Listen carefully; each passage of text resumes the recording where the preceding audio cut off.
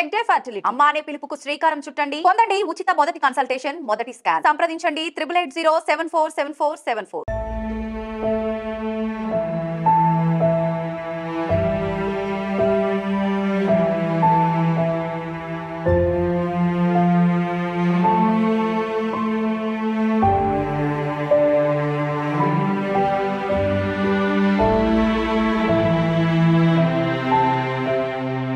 పసికందును కన్న తల్లి హత్య చేసినటువంటి ఘటన విశాఖ జిల్లా ఆరిలోవ పోలీస్ స్టేషన్ లిమిట్లో పెదగదిల్లులో జరిగింది. ఈ కేసుకు సంబంధించి ఎందుకు ఆ తల్లి అంత కఠినమైన నిర్ణయం తీసుకుంది, కన్నబిడ్డనే కాదనుకుని ఊపిరి ఆడకుండా చేసి చంపేసింది. ఈ వివరాలు అయితే అడిగి తెలుసుకుందాం. Arilova police station CI Malleswara Rao గారు మనతో పాటు ఉన్నారు. సో చాలా దారుణమైన ఘటన ఇది. ఎందుకు సార్ అసలు ఆ చిన్న పాపని కన్న తల్లి ఎందుకు ఆలోచించారు? ఈ శిరీషకును వెంకటరమణ వీళ్ళిద్దరు భార్య భర్తలు 2013లో మ్యారేజ్ అయింది. ఆఫ్టర్ లాంగ్ టైం, అంటే 12 సంవత్సరాల తర్వాత వాళ్ళకి పాప పుట్టడం జరిగింది. అయితే ఇంట్లో కొద్దిగా భార్య భర్తల మధ్య కొన్ని మనస్పర్ధలు వచ్చాయని ఆవిడ చెప్పడం జరిగింది. మనస్పర్ధల భాగంగా ఆమె తాను చనిపోయి పాపను చంపేసి తాను కూడా చనిపోదాం అనే డెసిషన్కి వచ్చింది. ఆ డెసిషన్కి వచ్చిన వెంటనే ఆవిడ ఇంప్లిమెంట్ చేసింది. ఇంట్లో ఉన్న బెడ్రూమ్లో ఉన్న పిల్లోతో పాప మొహం మీద ఊపిరాడకుండా చేసి తర్వాత కూడా తాను కూడా చనిపోదామని ఆ బీచ్కి వెళ్ళడం జరిగింది. బీచ్కి వెళ్ళినప్పుడు ఈ పాపను బీచ్లో తెన్నేటి పార్క్ బీచ్లో పడివేయడం జరిగింది.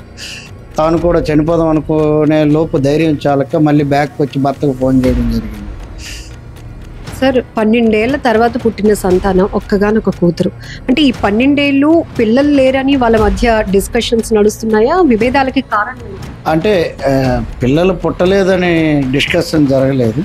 పిల్లలు పుట్టాక కొంత అనుమానం అనేది ఏర్పడిందని చెప్తుంది ఆమె. భర్త తన్ని అనుమానించాడు అన్నది ఆవిడ చెప్పింది. దానివల్ల ఈ ఇష్యూ జరగడానికి ఆస్కారం ఏర్పడింది. భర్తపై ఎప్పుడైనా కంప్లైంట్ ఇవ్వడం కానీ ఆయన ఏం చేస్తుంది? భర్త ఆంధ్ర యూనివర్సిటీలో సీనియర్ అసిస్టెంట్గా పనిచేస్తాడు. ఆమె ఎప్పుడు కంప్లైంట్ ఇవ్వడం కానీ పోలీస్ స్టేషన్కి జరగలేదు.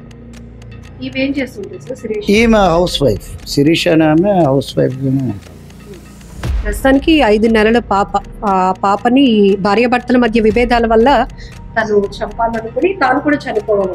అది తాను కూడా చనిపోదామనే ఉద్దేశంతో వెళ్ళారు. కానీ ఈ టైం గ్యాప్ ఇక్కడి నుంచి పెదగదిల జంక్షన్ నుంచి ఆమె తెన్నేటి పార్క్కి వెళ్ళేసరికి మనసు మార్చుకున్నట్టుంది.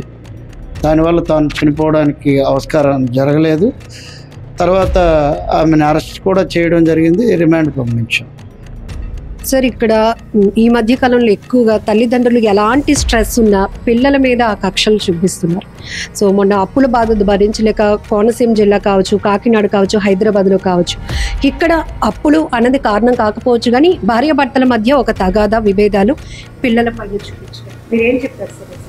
అంటే ఈ పర్టికులర్ విషయంలో చెప్పగలం. మరి ఆ సందర్భాలు అయితే పిల్లల మీద ప్రతాపం చూపించే సందర్భాలు మా నోటీసు తక్కువ వచ్చాయని చెప్పాలి. ఇది మరి ఇంట్లో 4 గోడల మధ్య జరిగిన ఇష్యూ, ప్లస్ మా నోటీసులో కూడా ఎప్పుడైనా వచ్చుంటే కౌన్సిలింగ్, లేకపోతే ఎవరి చేత అయినా సైకియాట్రిస్ట్, లేకపోతే అదర్వైజ్ ఎవరి చేత అయినా కౌన్సిలింగ్, మహిళా పోలీస్ కానీ లేదా మా మహిళల చేత కానీ ఆమె కౌన్సిలింగ్ ఇప్పించే అవకాశం ఉండేది. అది మా నోటీసుకి రాకపోవడం వల్ల ఇంట్లో ఉండే విభేదాలు ప్లస్ వాళ్ళు తీసుకునే షార్ట్ డెసిషన్స్ వల్ల జరిగి ఉండొచ్చు. ఇక్కడ ఈ కేసులో భర్త senior assistant professor Andhra university అన్నారు. ఈ అమ్మాయి ఏమైనా జాబ్ చేస్తుందా సార్? చదువుకుందా? అమ్మాయి ఇంటర్ వరకు చదువుకుంది, హౌస్ వైఫ్గానే ఉంటుంది. భార్యాభర్తల మధ్య ఏజ్ గ్యాప్ కూడా ఉందా సార్? ఏజ్ గ్యాప్ తక్కువగానే ఉంది, ఎక్కువ ఏం లేదు. ఏజ్ గ్యాప్ ఏం లేదు. ఇది పెదగదిలో జరిగినటువంటి దారుణమైన ఘటన. భార్యాభర్తల మధ్య అసలు ఇద్దరికి పిల్లలు కలగక 12 ఏళ్ళైంది. ఆ తర్వాత పుట్టినటువంటి 5 నెలల పసికందు. కేవలం భార్యాభర్తల మధ్య జరుగుతున్నటువంటి ఘర్షణలు, గొడవల వల్లే ఆ పాపను చంపి తాను చనిపోవడానికి ఆమె సిద్ధపడినటువంటి పరిస్థితిలో మళ్ళీ సిఐ గారు చెప్తున్నట్టు ధైర్యం చాలక వెనక్కి వచ్చి భర్తకు ఫోన్ చేసింది. అయినప్పటికీ పోలీసులు ఆమెను రిమాండ్కు తరలించారు. ఏదైనా చాలా దారుణమైన ఘటన. ఇలాంటివి తరచుగా జరుగుతూ ఉన్నాయి. ఇక్కడ ఏ ప్లేసు అనేది కాదు, చాలా చోట్ల ఫైనాన్షియల్ క్రైసిస్ కావచ్చు, లేకపోతే ఇంకా భార్యాభర్తల మధ్య విభేదాలు, ఇలా ఏ కారణమైనా ఫస్ట్ పసిపిల్లల పైన కక్ష చూపిస్తున్నారు. ఆ తర్వాత వాళ్ళు కూడా బలవన్మరణానికి పాల్పడుతున్నారు. ముఖ్యంగా చిన్న పిల్లలు, వాళ్ళకి ఎంతో ఫ్యూచర్ ఉంటుంది. అలాగనే కడుపును పుట్టినటువంటి పిల్లల్ని కన్న తల్లిదండ్రులే చంపాలి అనుకుని తీసుకుంటున్న క్రూరమైన నిర్ణయాలు సమాజంలో తీవ్రమైన ప్రభావాన్ని చూపిస్తున్నాయి. ఏదైనా ఇది దారుణమైన ఘటన అని చెప్పొచ్చు. కెమెరా పర్సన్ శేఖర్తో లక్ష్మి, ఐ డ్రీమ్, వైజాగ్ నుండి.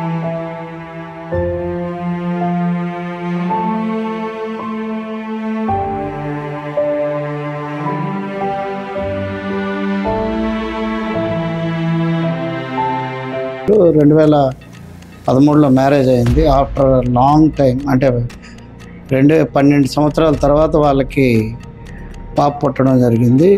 అయితే ఇంట్లో కొద్దిగా భార్యాభర్తల మధ్య కొన్ని మనస్పర్ధలు వచ్చాయని ఆవిడ చెప్పడం జరిగింది. మనస్పర్ధల భాగంగా ఆమె తాను చనిపోయి పాపను చంపేసి తాను కూడా చనిపోదాం అనే డెసిషన్కి వచ్చింది. ఆ డెసిషన్కి వచ్చిన వెంటనే ఆవిడ ఇంప్లిమెంట్ చేసింది. ఇంట్లో ఉన్న బెడ్రూమ్లో ఉన్న పిల్లోతో పాప మొహం మీద ఊపిరాడకుండా చేసి తర్వాత కూడా తాను కూడా చనిపోదామని ఆ బీచ్కి వెళ్ళడం జరిగింది. బీచ్కి వెళ్ళినప్పుడు ఈ పాపను బీచ్లో, తెన్నేటి పార్క్ బీచ్లో పడివేయడం జరిగింది. తాను కూడా చనిపోదాం అనుకునే లోపు ధైర్యం చాలక మళ్ళీ బ్యాక్కి వచ్చి భర్తకు ఫోన్ చేయడం జరిగింది. సార్, 12 ఏళ్ల తర్వాత పుట్టిన సంతానం, ఒక్కగానొక కూతురు. అంటే ఈ 12 ఏళ్ళు పిల్లలు లేరని వాళ్ళ మధ్య డిస్కషన్స్ నడుస్తున్నాయా? విభేదాలకి కారణం ఏంటి? అంటే పిల్లలు పుట్టలేదని డిస్కషన్ జరగలేదు. పిల్లలు పుట్టాక కొంత అనుమానం అనేది ఏర్పడిందని చెప్తుంది ఆమె. భర్త తన్ని అనుమానించాడు అన్నది ఆవిడ చెప్పింది. దానివల్ల ఈ ఇష్యూ జరగడానికి ఆస్కారం ఏర్పడింది. భర్తపై ఎప్పుడైనా కంప్లైంట్ ఇవ్వడం కానీ ఆయన ఏం చేస్తుంది? భర్త ఆంధ్ర యూనివర్సిటీలో సీనియర్ అసిస్టెంట్గా పనిచేస్తాడు. ఆమె ఎప్పుడు కంప్లైంట్ ఇవ్వడం కానీ పోలీస్ స్టేషన్కి జరగలేదు. ఈమె హౌస్ వైఫ్, శిరీష్ అనే ఆమె హౌస్ వైఫ్గానే ఉంటుంది. ప్రస్తుతానికి 5 నెలల పాప. ఆ పాపని భార్యాభర్తల మధ్య విభేదాల వల్ల తను చంపాలనుకుని తాను కూడా చనిపోవాలి.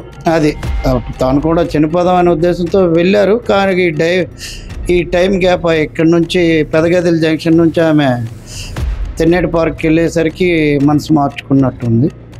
దానివల్ల తాను చనిపోవడానికి ఆస్కారం జరగలేదు.